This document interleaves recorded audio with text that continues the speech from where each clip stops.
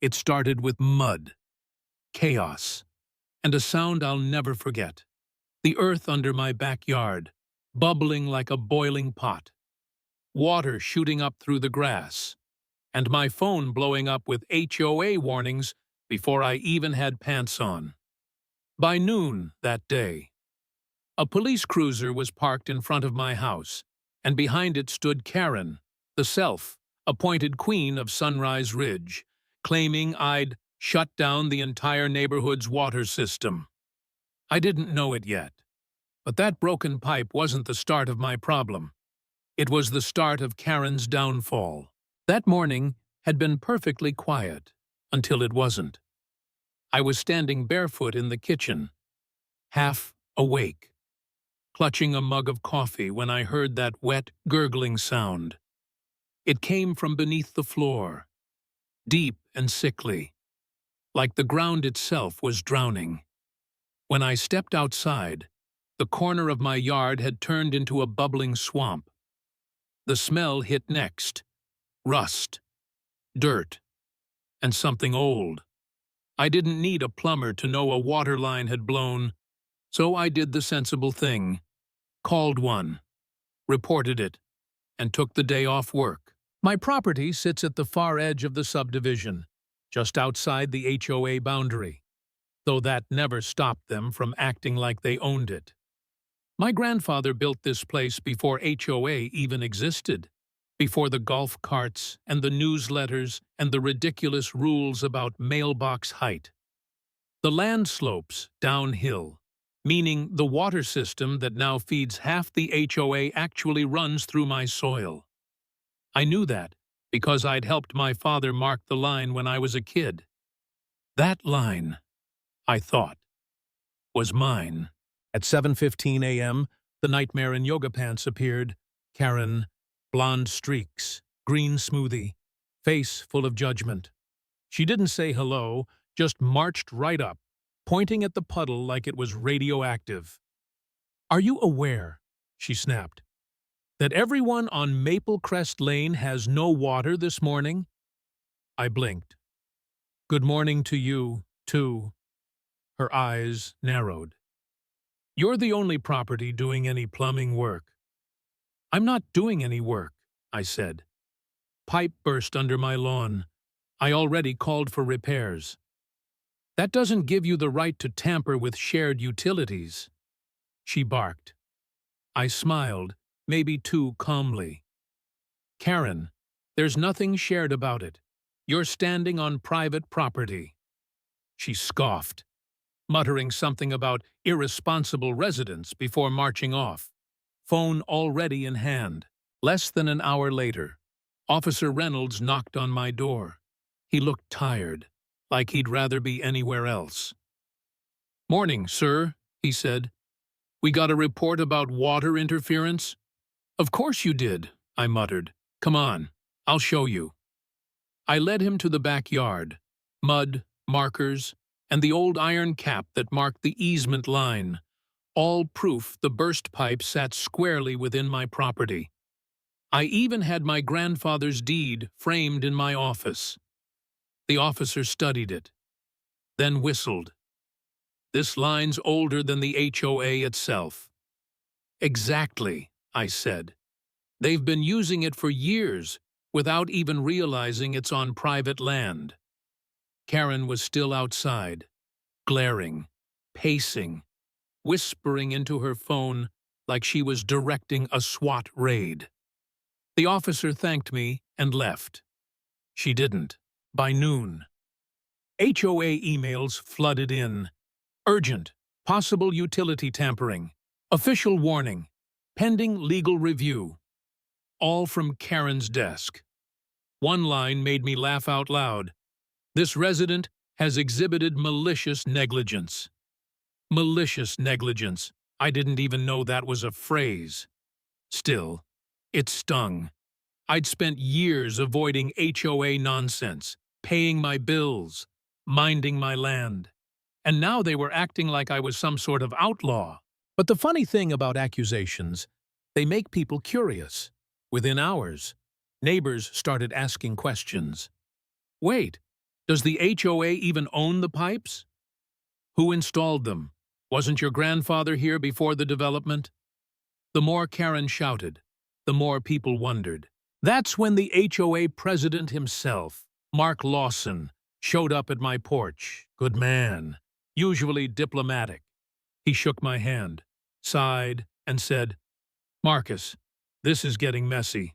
Karen says you cut off the water supply for 14 homes." I pointed to the freshly repaired pipe, copper shining in the sunlight. "The water's back on, and if your HOA had bothered to check, you'd know the main runs under private land, mine." He frowned. "We never saw any records of that."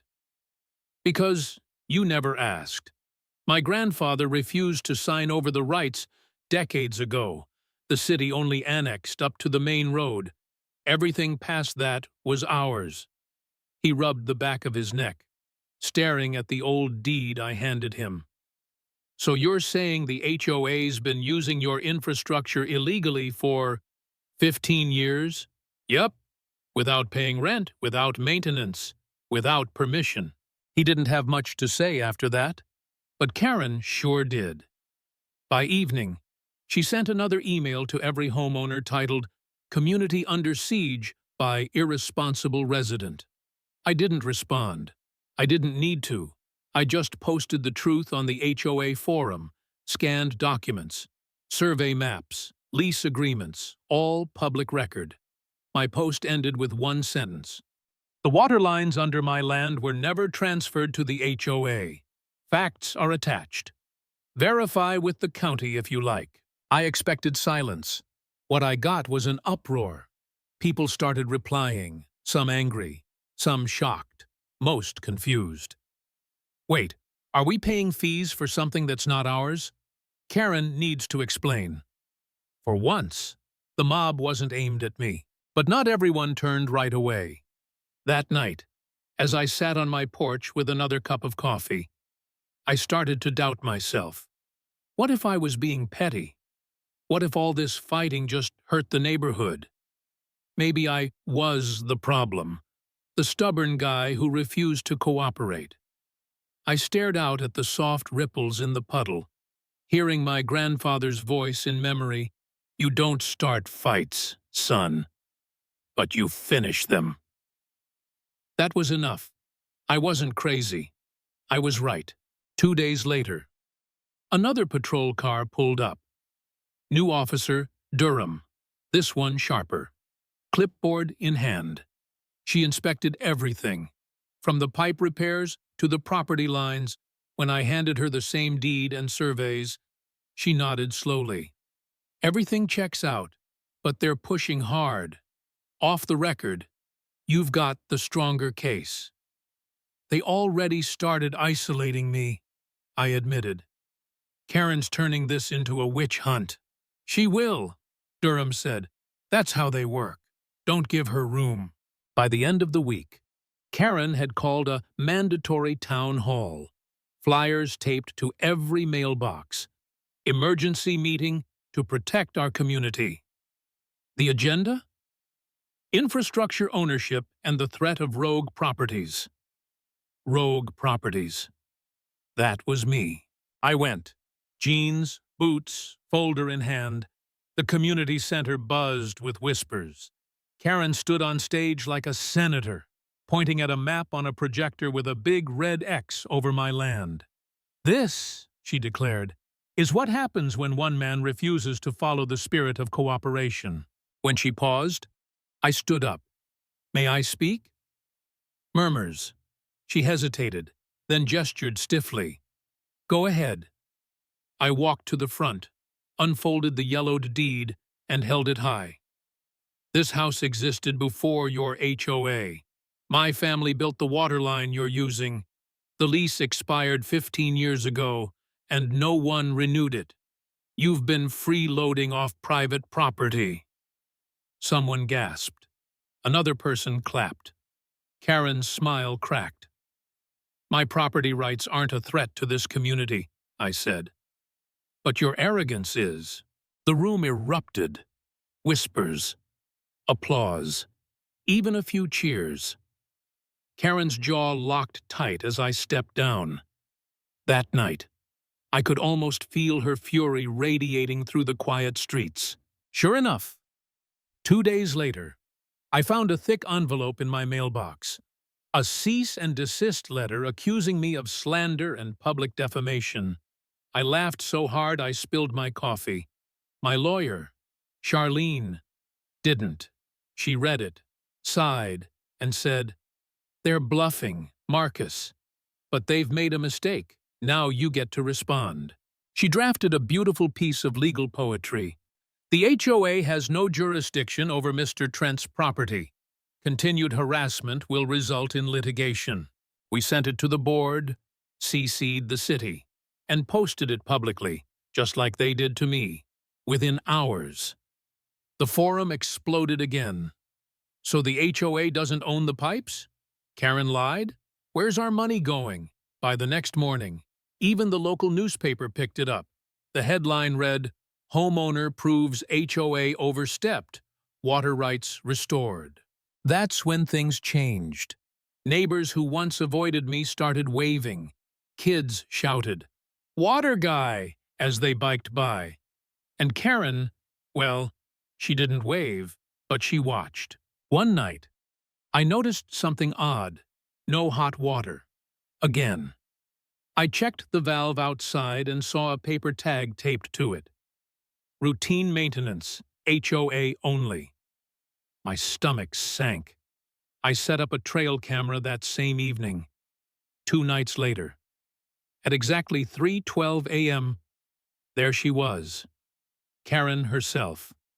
Leopard, print robe, pink slippers, wrench in hand, shutting my valve off like some midnight vigilante. I sent the footage straight to Charlene.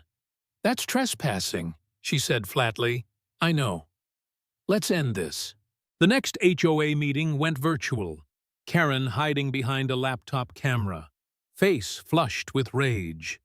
"Marcus is manipulating the system for personal gain," she spat. "He's exploiting technicalities to—" Glenn, one of the longtime residents, cut her off.